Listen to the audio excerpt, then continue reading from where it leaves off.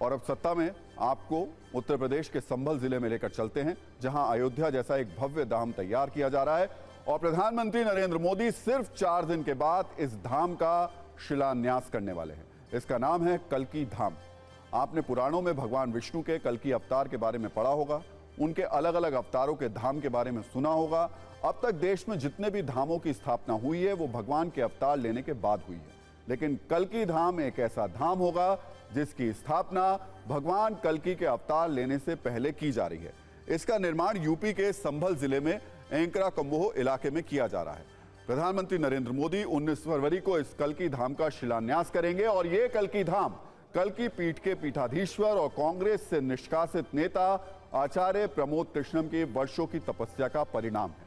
कुछ दिन पहले ही कल्की धाम के अध्यक्ष आचार्य प्रमोद कृष्णम ने प्रधानमंत्री मोदी से मुलाकात की थी और उन्हें मंदिर की आधारशिला रखने के लिए आमंत्रित किया था। लेकिन यह कल्की धाम कितना भव्य होगा, कौन इसका निर्माण कर रहा है और यह कब तक बनकर तैयार हो जाएगा, हम आपको इसकी भी जानकारी दे देते हैं। यह कल्की धाम संभल जिले में 28 बीघा जमीन पर तैयार किया जाएगा। जानकारी के मुताबिक इस कल्की धाम के शिखर की ऊंचाई 108 फीट होगी। बड़ी बात यह कि इस कल्की धाम के नक्शे को राम मंदिर के इंजीनियर्स ने ही तैयार किया है। इतना ही नहीं, इस कल्की धाम में भी बिल्कुल वैसे ही गुलाबी पत्थर लगाए जाएंगे जैसे अयोध्या के अद्भुत राम मंदिर में लगाए गए हैं। इसके अलावा इस कल्की धाम में भगवान विष्णु के सभी 10 अवतार के गर्भगृह बनाए जाएंगे। मंदिर के गर्भगृह के पूजन के लिए 12 ज्योतिर्लिंगों और सभी शक्तिपीठों की मिट्टी का इस्तेमाल किया जाएगा। साथ ही देश की सभी पवित्र नदियों के जल का भी प्रयोग होगा। अब हम आपको भगवान विष्णु के कल्की अवतार के बारे में सत्ता की एक ऐसी कुंजी दिखाते हैं जो अग्नि पुराण पर आधारित है। अग्नि पुराण के 16वें अध्याय में कल्की अवतार को लेकर क्या लिखा गया है वो भी सुन लीजिए।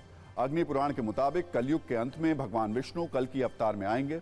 अग्नि पुराण में कल्की अवतार का चित्रण तीर कमान लिए घुड़सवार के रूप में किया गया है और लिखा गया है कि भगवान कल्की देवदत्त नाम के एक सफेद घोड़े पर बैठकर आएंगे और भगवान विष्णु के कल्की अवतार कलयुग में पापियों और शत्रुओं का नाश कर देंगे।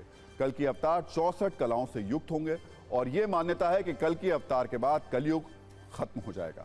लेकिन सबसे बड़ी बात यही है कि भगवान कल्की का यह धाम उनके अवतार लेने से पहले ही तैयार किया जा रहा है, जो अपने आप में अद्भुत है।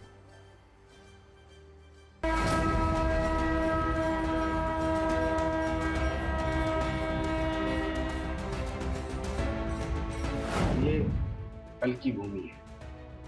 इसी भूमि पे भगवान, जिस भूमि पे भगवान आए, उनके आने से श्री भगवान कल्की नारायण और धाम बने, ऐसा हमारा।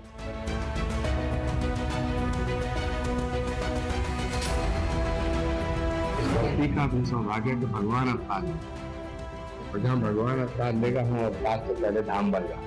दूसरा सौभाग्य कि भारत के प्रधानमंत्री जी अपने कर कमलों से इसका शिलान्यास करेंगे। जहां भगवान आएगा, भगवान के धाम का शिलान्यास भारत के प्रधानमंत्री जी करेंगे।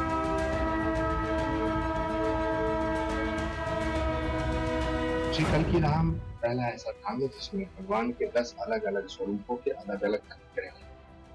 यानी भगवान के 10 अवतार, 10 अलग अलग गर्भगृह। ये बहुत ही अद्भुत स्वरूप होगा श्री कल्की।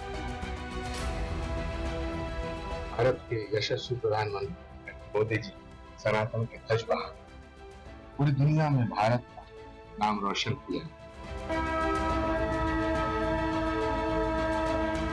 स्कंद पुराण के 12 अध्याय में ये विस्तार से वर्णन है कि वो संभल जो जिसके पास में गंगा होगी, जहाँ अक्षर पीठ होंगे, दक्षिण में गंगा बहती होगी, तो ये वही संभल है।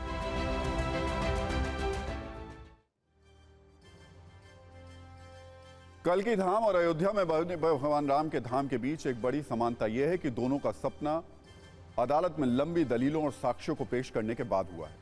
यानी राम मंदिर की तरह लंबे संघर्ष के बाद कल्की धाम का निर्माण यूपी के संभल में होने जा रहा है। पहले तो संभल में वर्ष 2016 में ही कल्की धाम का शिलान्यास किया जाना था, लेकिन समाजवादी पार्टी के शासनकाल में जिला प्रशासन ने इस पर रोक लगा दी थी, जिसके चलते शिलान्यास नहीं हो सका। इसके बाद आचार्य प्रमोद कृष्णम ने कल्की धाम के लिए 7 साल की लंबी कानूनी लड़ाई लड़ी।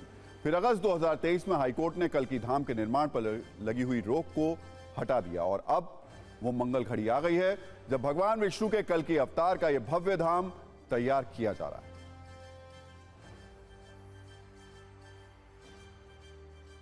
और सत्ता में अब बात कांग्रेस की पूर्व अध्यक्ष सोनिया गांधी की उस राजनीतिक यात्रा की जिसमें रायबरेली एक अहम पड़ाव रहा है। लेकिन अब रायबरेली से उनका चुनावी रिश्ता खत्म हो रहा है। सोनिया गांधी राजस्थान से राज्यसभा का चुनाव लड़ेंगे। इस बीच आज उन्होंने रायबरेली के लोगों के लिए एक इमोशनल चिट्ठी लिखी। 275 शब्दों वाले एक पन्ने की इस चिट्ठी में सोनिया गांधी ने रायबरेली से अपने पुराने रिश्ते और अब वहां से चुनाव ना लड़ पाने का जिक्र किया। उन्होंने लिखा है, मेरा परिवार दिल्ली में अधूरा है, वो रायबरेली आकर आप लोगों से मिलकर पूरा होता है। ये नए नाता रिश्ता पुराना है। अपनी ससुराल से मुझे सौभाग्य की तरह ये मिला है। रायबरेली के साथ हमारे परिवार के रिश्तों की जड़ें बहुत गहरी हैं। उन्होंने अपनी चिट्ठी में फिरोज गांधी और इंदिरा गांधी का भी जिक्र किया। उन्होंने लिखा, अब स्वास्थ्य और बढ़ती उम्र के चलते वो अगला लोकसभा चुनाव नहीं लड़ेंगी।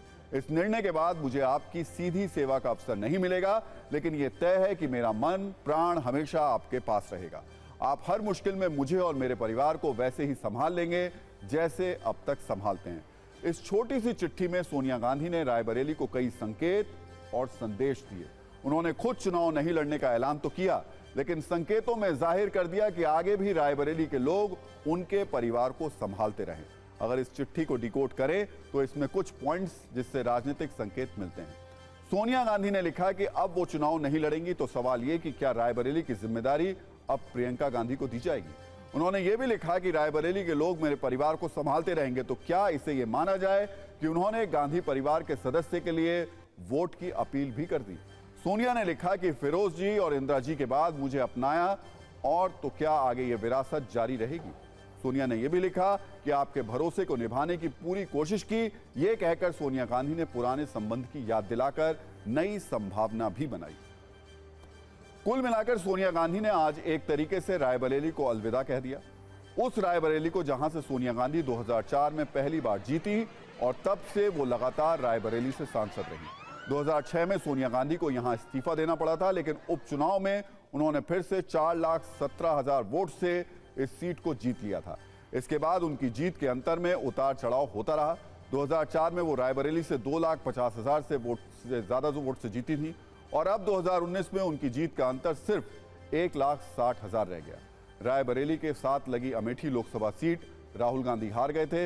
इस बार ये सीट और महत्वपूर्ण हो जाती है, क्योंकि यदि गांधी परिवार ने यहां से चुनाव नहीं लड़ा तो फिर करीब 2.5 दशकों के बाद ऐसा होगा कि इन दोनों सीटों से गांधी परिवार चुनाव मैदान में नहीं होगा। आपको बता दें कि फिरोज गांधी रायबरेली से 2 बार और इंदिरा गांधी 3 बार सांसद रहीं। रायबरेली में अब तक 20 बार लोकसभा चुनाव हुए हैं। 11 बार यहां से गांधी परिवार जीता है, जबकि कुल मिलाकर 18 बार कांग्रेस यहां से जीती है। 1 बार जनता पार्टी और 1 बार बीजेपी भी रायबरेली से जीतने में कामयाब रही है। सोनिया गांधी का अमेठी और रायबरेली से सीधा रिश्ता भले ही 1999 के लोकसभा चुनाव में जुड़ा था, लेकिन इन दोनों जगहों पर वो राजीव गांधी के साथ 1980 के दशक से ही आती जाती रही है। 1984 के लोकसभा चुनाव तक वो हिंदी समझने लगी थी और थोड़ा थोड़ा बोलने भी लगी थी, जिसके बाद 1984 से वो राजीव गांधी के साथ क्षेत्र के दौरे पर जाने लगी थी। ऐसा कहा जाता है कि जब कोई बड़ा नेता किसी सीट से चुनाव लड़ता है तो उसका असर आसपास की सीटों पर पड़ता है, लेकिन 2009 के अलावा सोनिया गांधी यूपी में ज्यादा असर नहीं छोड़ पाई। 2009 में कांग्रेस को यूपी में लोकसभा की 21 सीटें मिली थी, 2014 में 2 हो गई और 2019 में राहुल गांधी अमेठी से हार गए। सोनिया गांधी की जीत का अंतर भी काफी कम हो गया था। और इस सब के बीच में देखिए, सत्ता में आज का टाइम खत्म हो गया है। सभी न्यूज मित्रों से हमारी न्यूज रिक्वेस्ट है कि वो सत्ता की न्यूज को ज्यादा से ज्यादा शेयर करें और अपने सुझाव हमें व्हाट्सएप जरूर करें।